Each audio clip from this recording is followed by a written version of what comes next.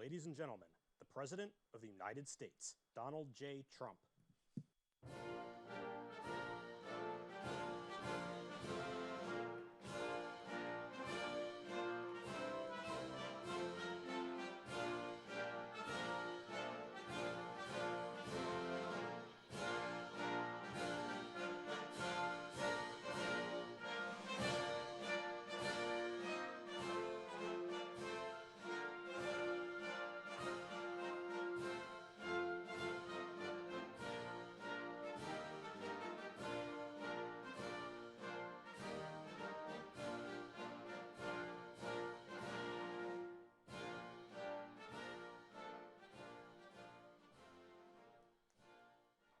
Thank you very much, everybody. It's a great honor to have you at this beautiful house.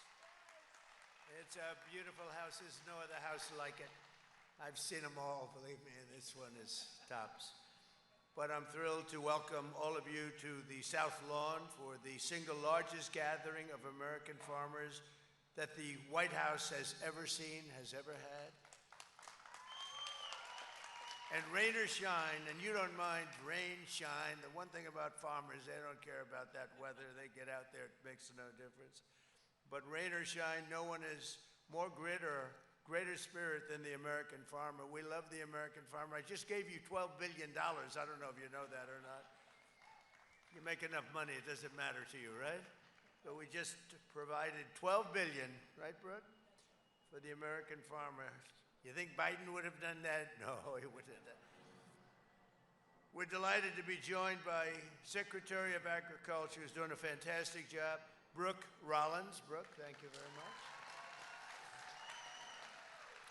Secretary of Health and Human Services, Robert F. Kennedy Jr. Robert, Bobby. EPA Administrator is doing such an incredible job. He's getting those costs down for you, and he's always protecting the environment, but he does it quickly. A real superstar, Lee Zeldin. Thank you, Lee. Great job. And someone everyone loves, and they love in particular the job she's doing, Small Business Administrator Kelly Loeffler. Kelly, thank you very much.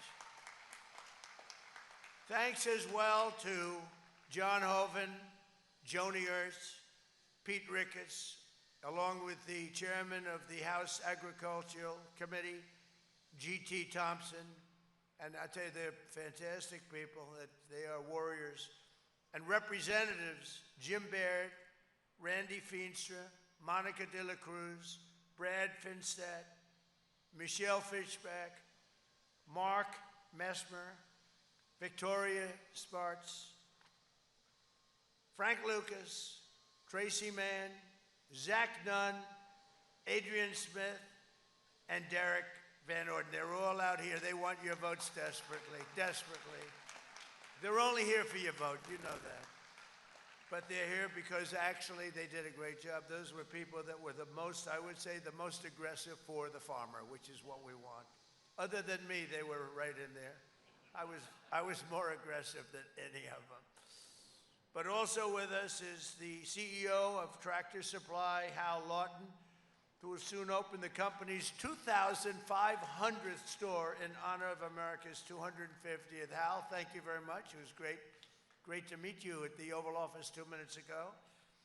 I also want to thank the president of the American Farm Bureau Federation, Zippy Duval. I've known Zippy for a long time. Zippy's been with me right from the beginning, right, Zippy?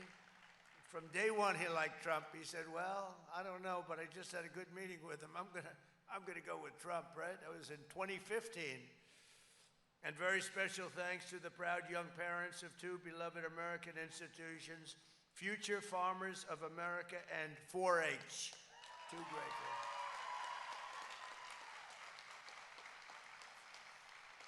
For 4 disastrous years before I took office, Sleepy Joe Biden and the Democrats in Congress crushed America's farmers with the worst inflation in the history of our country. Prices were going through the roof. So bad, it was so bad what they had done to our country, and by the way, in so many other ways too, borders and everything else.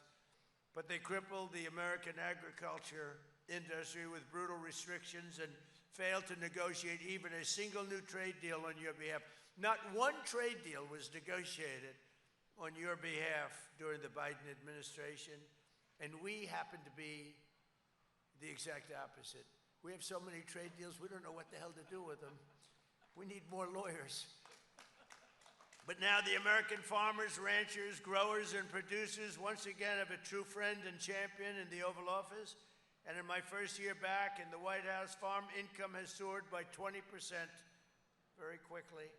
I repealed the Biden EPA's ridiculous water restrictions. You had water restrictions that gave you everything but water. Yet it needed a little water. They wouldn't give you it. It was crazy. To keep federal bureaucrats off your land and out of your pockets, it's a big deal. With the help of Republicans in Congress, we passed the largest tax cuts in American history. Already 45% of filers have taken advantage of our new tax provisions with an average refund so far of almost $5,000, a record. In fact, we passed them and people are just starting to see how important they are. It's amazing what's happened. The numbers are, they're reporting that it's much more money than I thought. I tell you, I call it the Great Big Beautiful Bill. Is a great big beautiful bill, and it's especially in terms of your tax refunds and your taxes, because it's the lowest tax we pay. It's the biggest tax reduction in the history of our country. It's also the biggest regulation reduction in the history of our country, which as farmers, you know what that means. It means a lot of good things. We made the small business tax deduction permanent, benefiting 98% of America's farmers and ranchers. And thanks to bonus depreciation, farmers can now deduct 100% of the cost of new tractors and all equipment in the first year. In other words, you buy a tractor, you deduct the whole price. Normally it goes over a 38-year period. This is slightly better. You got these tiny little deductions that weren't even worth it. Now you can do it at one time. Only Trump could have gotten you that one. That was a big thing. And in the first term, you know, we had the greatest economy in the history of our country in the first term. We are blowing them away right now. And by the way, we're doing really well in Iran, just so you understand. You know, I mean, how good is our military? How good is our military?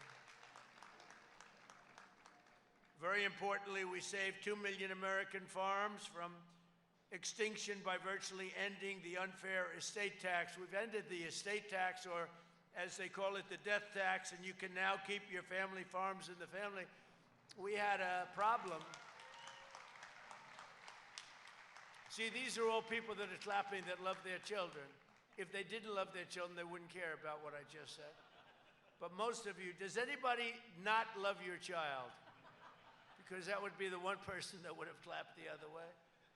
No, it was a big thing. I would see farmers, and they pass away. They love their life. They love this. There's something about a farmer, maybe more than anybody else. They love that. They love the soil, and they love their farms. And they'd pass away, and they'd have wonderful children, and the children would get hit with this massive tax bill for the value of the farm. Sometimes the farm is very valuable, but the cash isn't so readily available. And they'd go out to a bank and they'd borrow money, and they'd borrow and borrow and borrow to pay the tax. They'd be working for 20 years to pay it off. If they had a bad season, they'd lose their farm. We lost it many, many times. And you'd have actually many, many suicides over it. They would actually commit suicide because they couldn't stand the concept of losing their family farm. And I ended the death tax or the estate tax on family farms and small businesses. So I think you're appreciative of that. It was a terrible thing.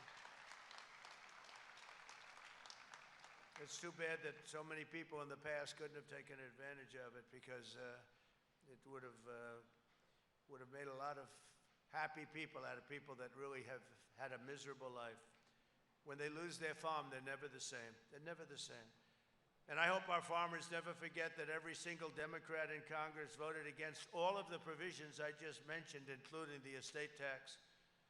And Republicans, all of these Republicans have stood strong and fought hard and gotten it. But the Democrats voted against every single provision that I just mentioned, including the tax reductions and including, frankly, the estate tax. But we delivered. The Republicans delivered for the farmers, and it was not easy because the opposition to farmers by Democrats is very strong. Thanks to our trade deals, you're now sending over $40 billion in American soybeans to China. I want to thank President Xi of China because we had a deal at 20, and I said, could you do me a favor? It's a big place. Could you double it?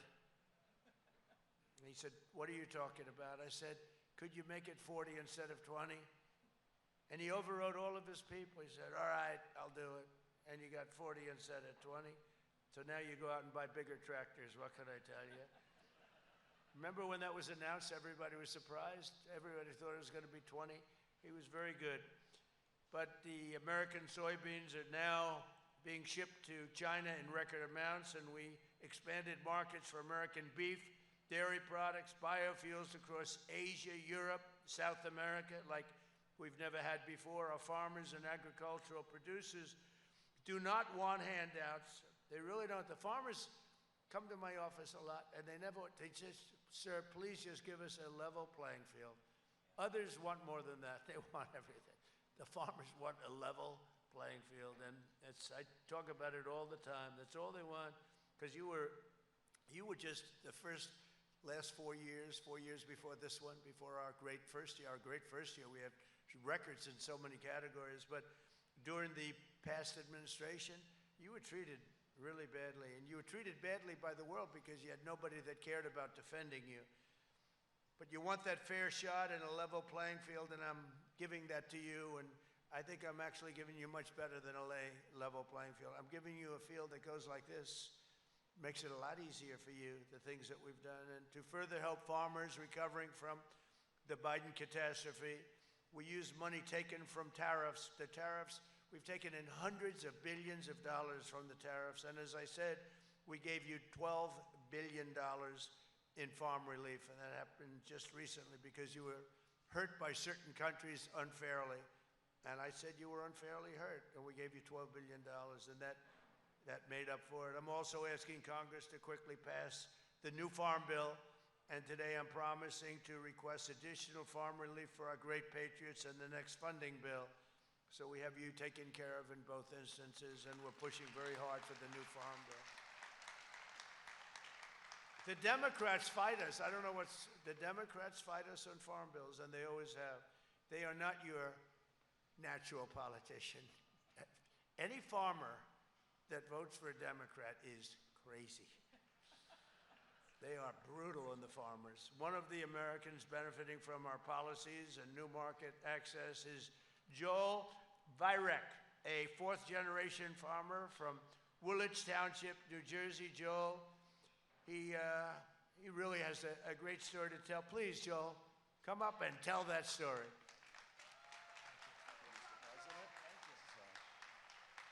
I just want to say thank you, Mr. President, for the opportunity to speak today and for having this event and inviting us all here. I'm a vegetable farmer from Woolwich Township, New Jersey. We farm a few hundred acres where we specialize in Jersey fresh tomatoes. I do that along with my family. Also, I guess most importantly today, as you spoke about the Farm Bill, I just urge Congress to pass the Farm Bill. It's vital to everything that we do. Everything from financing to crop insurance, and it's vital to the USDA and the farm credit system. Also, we appreciate the bridge payments, your policy on trade, everything. It's going to help strengthen what we do. So I just want to thank you again for just everything you're doing to make America great again.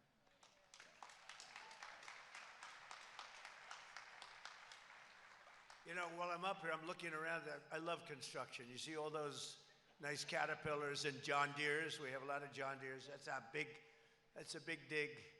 And we're building a ballroom for 150 years. They've wanted, every president said, could we have a ballroom, please? A room where you could have a lot of people. So when the president of China, France, when somebody comes over from the UK, including the king, we have the king coming over very shortly, and King Charles. So we can have like a large room, because the White House is incredible, but it never had a ballroom. And we're building, that'll be the finest ballroom anywhere in the world when it's completed. And I'm just looking at the construction. In fact, if you don't mind, I'll walk over there and look for a little while. Then I'll come back and I'll continue to speak. I love construction. I love building beautiful things. But you're going to have something very, really tremendously. And thank you, Joel. And every day we're looking for new ways to support our farmers, reduce your costs, and to help lower the price of food for the American family. Last month, we issued a major new rule declaring that farmers have a right to repair your own equipment. Can you believe that one? And that action will save the typical farmer up to $30,000 on major repairs. I mean, I heard about this. I said, you got to be kidding. You don't have the right to fix. These guys can fix anything, but you didn't have the right to fix your own equipment. We ended that rather quickly, and now you do. And I did another thing, and I'll explain it in a second, because we had a ridiculous Washington restriction called the so-called diesel exhaust fluid requirement. Do you know about that? It was a basic disaster. Today, we're announcing new guidelines drastically limiting these ridiculous DEF rules, saving farmers and consumers billions and billions of dollars. And when I was in Iowa recently, I met a man who was the chairman of John Deere, great company. And I asked him, I said, could I ask you a question? We cut a lot of the restrictions, almost all of them, on cars. What have we done for tractors and trucks and different things that you use on the farms? He said, sir, they never got to us. They never did that. I said, well, we're going to have to, that was about 2 months ago. We've worked very hard, and Lee is working on that. It's a top priority. I told him, Lee Zeldin, a top priority. So when you buy a tractor today, you spend 50% of your time fixing the environmental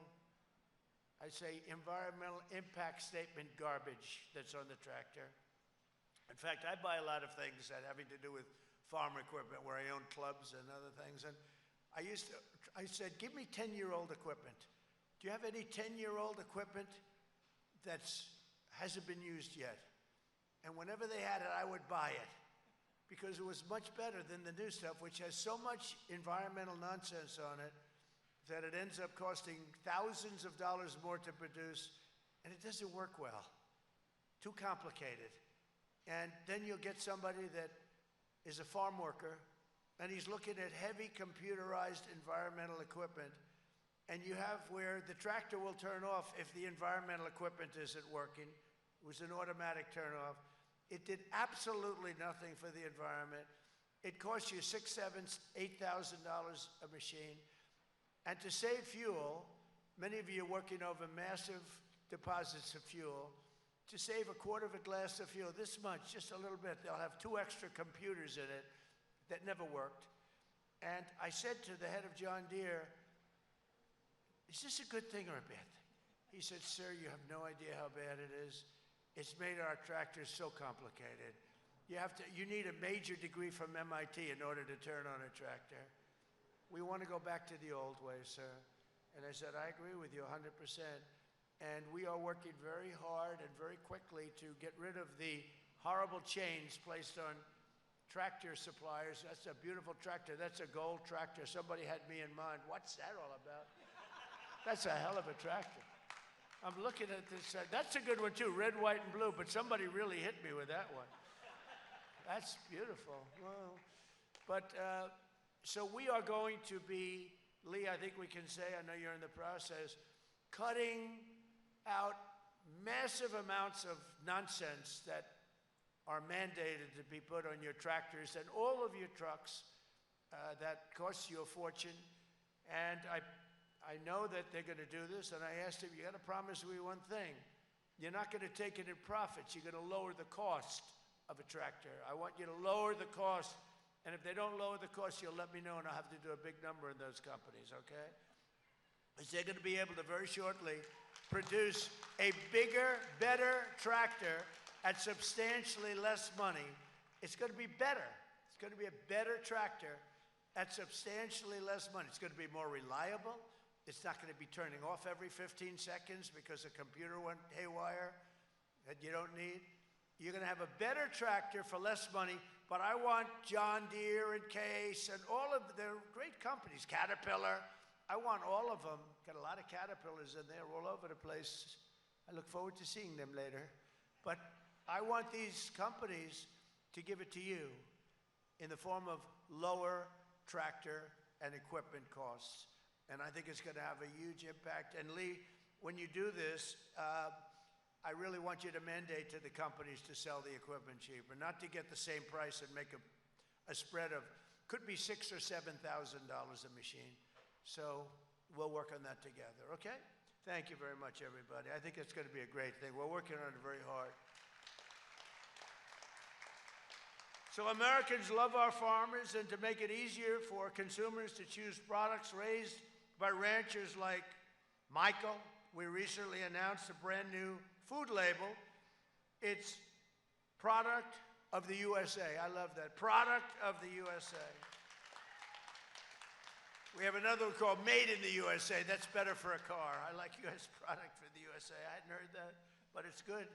They want the USA product. When Americans see those words in grocery stores, they'll know that it was raised, harvested, and processed by the greatest farmers and ranchers anywhere on the face of the earth. You are the greatest. Nobody even close. Just like we have the greatest military, we have the greatest, most powerful military in the world by far. We have the greatest farmers also. Thanks. And thanks to your hard work and incredible productivity, we're slashing the prices of key staples for American families. The cost of cheese, butter, potatoes, and fruit, many, many other products is lower today than when I took office. Eggs are down, as an example, 60% from when I took office. And we have others coming down, and beef is starting to come down. Beef was an amazing thing. I was told by Brooke, I said, I don't really believe it. They wanted to have less cattle in the country for environmental reasons. You know what I'm saying? Do you know what that means? Can you believe it? Who would think of this? These are sick people. No, they want less cattle for environmental reasons. It has something to do with gas permeating throughout the air. And we actually, and that's what happened. And these, the number of cattle was way down. I said, what happened? They were mandated, they were restricted for that reason. These people are crazy. But anyway, we got rid of that one too. That was an easy one. You know, if I said this 10 years ago, 15, 20 years ago, people wouldn't even believe what I'm saying. It's like men playing in women's sports. Would you believe we have an argument over that? Men playing in women's sports. Did you ever see the weightlifting record? It stood for 19 years. Women, great women athletes, they got up there. And then a man came along who happened to transition, and the record was broken by 119 pounds. And he was a bad weightlifter. It's true. He was a failed male weightlifter. He shattered the record. I would say that's not good. So we are bringing all that back to normalcy too. And look what happened at the Olympics. The Olympic Committee, the heads of the Olympics just announced there will be no men playing in women's sports. Who else could have done that? You think that was easy? That wasn't easy. That was not easy. It's probably, you know, they say it's an 80-20. No, I think it's a 99-1 issue, and nobody can find the one. To help lower gasoline prices for farmers and consumers, this week I issued an emergency order to allow immediate sales of E15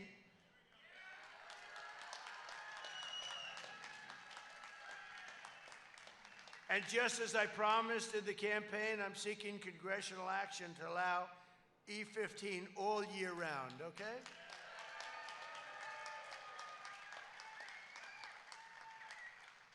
And I'm trusting Speaker Johnson and Leader Thune, they're two good men. I'm trusting them to find a deal that works for farmers, consumers, and refiners, including small and mid-sized refiners.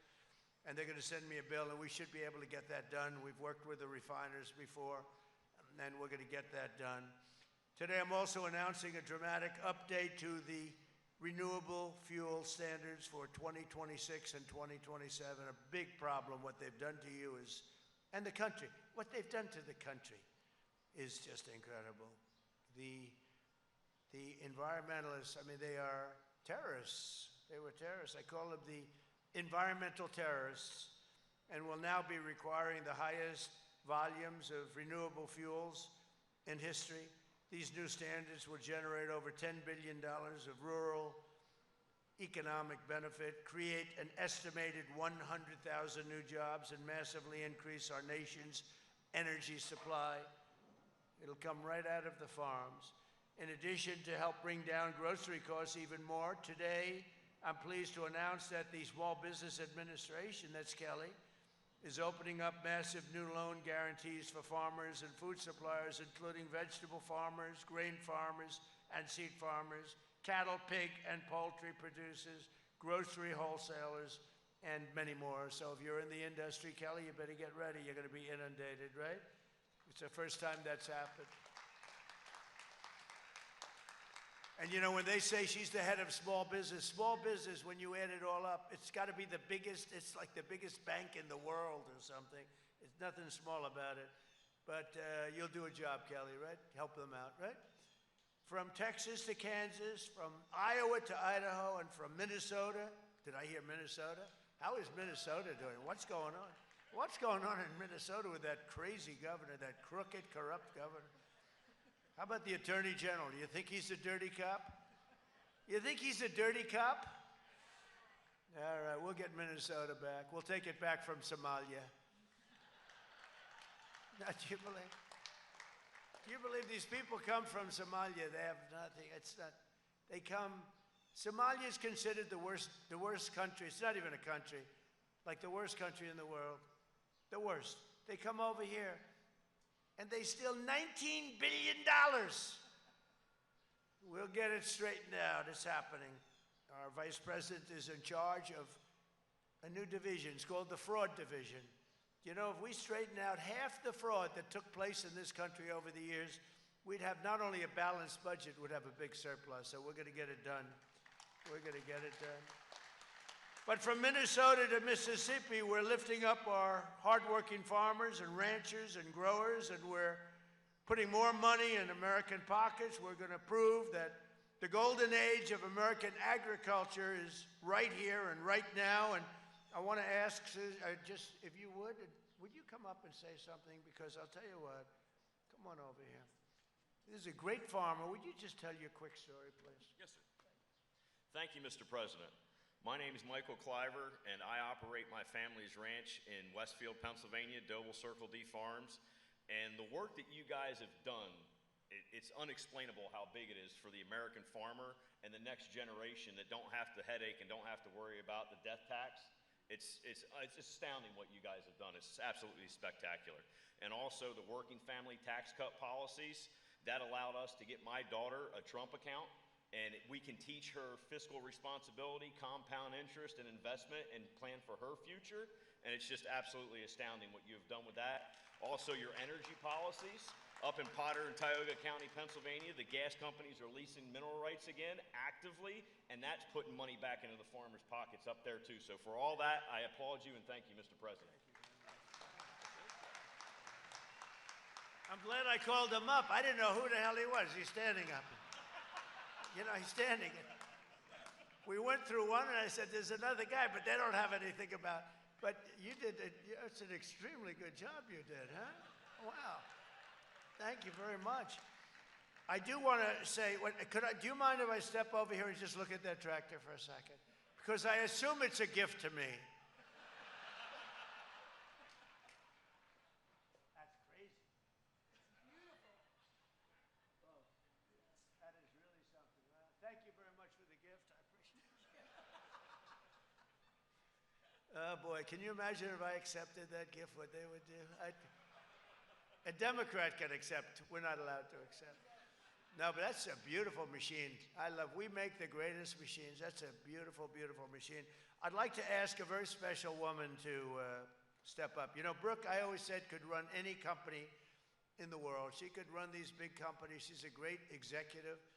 And we've talked about it. My wife's actually said, you know, Brooke could be an executive anywhere. That doesn't mean you're leaving, okay? But when I had a chance, I said, what about Department of Agriculture. I had no idea that she has like a PhD in agriculture. She went to school in agriculture. I would have put her there even if she didn't. But she's so highly trained, and she loves it, and she loves the farmers just like I do, and ranchers and everybody else having to do with this very special world that you live in. And Brooke has really been a star, and I want to thank you very much and say a few words. Thank you. Sir. Thank you. Oh, my goodness. Sir, the first thing I want to say is when we had that unexpected conversation about this job, November 21st of 2024, I've often said that sometimes you have plans for yourself, but then God and Donald Trump redirect your plan. 1 year in, I can't tell you the honor, the joy, the blessing of getting to fight every day. There is no better job than this. Even President, I believe, there is no better job than being your 33rd Secretary of Agriculture. And Mr. President, thank you for your trust. It's just incredible. Not in our lifetime. The President and I on our walk over here, we're talking about how the farmers, the ranchers, rural America, we are your people, sir. From the moment he came down the golden escalator to today, no one has stood more proudly, more strongly, more courageously for this man, this transformational president at this moment in our country's history than you all, our farmers and ranchers. I want everyone to get to their feet and just thank him for what he has done for our community, for our farmers and ranchers. He's the best, the best. Never cry in trouble, but yeah, I'm so grateful. So grateful. A couple of other really special people. I know we have some friends in from Pennsylvania. We have some amazing Amish farmers. And I started thinking, I maybe shouldn't do this because I don't think they like the recognition, but they drove all the way here. If they're willing to stand up, let us thank you for making such an effort and your wonderful support for our president. I was told that even a new dress was made for this event, and I know this is out of the box a little bit for you and your amazing community, but I know on behalf of our Pennsylvanians and others, we're so grateful for you and your leadership. I also want to do a big shout out to Senator Hoeven, Senator Ernst, our congressman, Senator Ricketts, who fought so hard to get rural America in the one big, beautiful bill. You all deserve so much credit. It was the largest investment in rural America for our farmers and ranchers in American history. This man drove it, but you guys executed, and we're so grateful to you. So thank you. Thank you. Also, very quickly, my mom is on the front row. State legislator Helen Kerwin, thanks to Donald Trump, is doing remarkable work for us in Texas. My beautiful sister. We talked about, Mr. President, the future of farming with a faith born not of words but of deeds. You have the FFAers and the 4-Hers here. We're so glad you are our future, and we are so grateful. Thank you. And speaking of the FFA, sir, my ag teacher from 35 years ago came all the way from Glen Rose, Texas. Mr. Rosenbush, stand up. I love you. There were a few times he put me in the back of the bus for being too sassy, and we've come a long way, Mr. Rosenbush. God bless you, and thank you for everything you mean. Listen, everyone, the president did it so well. What we inherited when we came in just over a year ago, we left with an agricultural trade surplus when we walked out of here in January of 2021. We came back with an agricultural trade deficit of $50 billion. Not one new trade deal under the Biden administration. When we left, the cost of inputs were 40% less for our farmers and ranchers than when we came back 4 years later.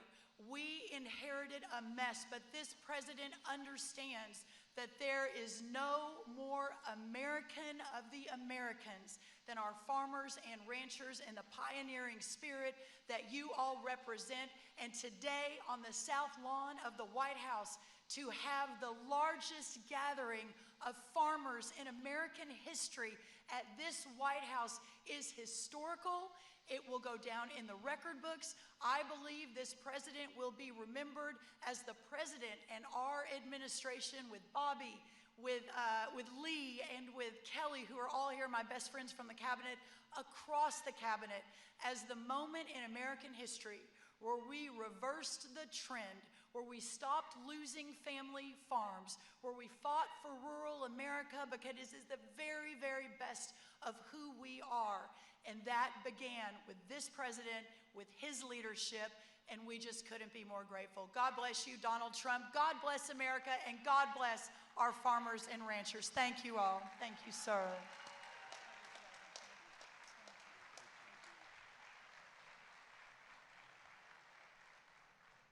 So the Farm Bill is going to happen. It's all going to happen. And I just want to thank you all for being here. You're very, very special people. I'll never forget, we won like such a number, like nobody's ever won before. You voted for me. I will never forget that. I'll never forget the friendship, the great friendship that we've had. And we've got a lot more to do, Brooke, and we're going to do it, and we're going to get it done very fast, very, very, very fast. And thank you all for being at the White House. Thank you very much. Bye. Thank you, everybody.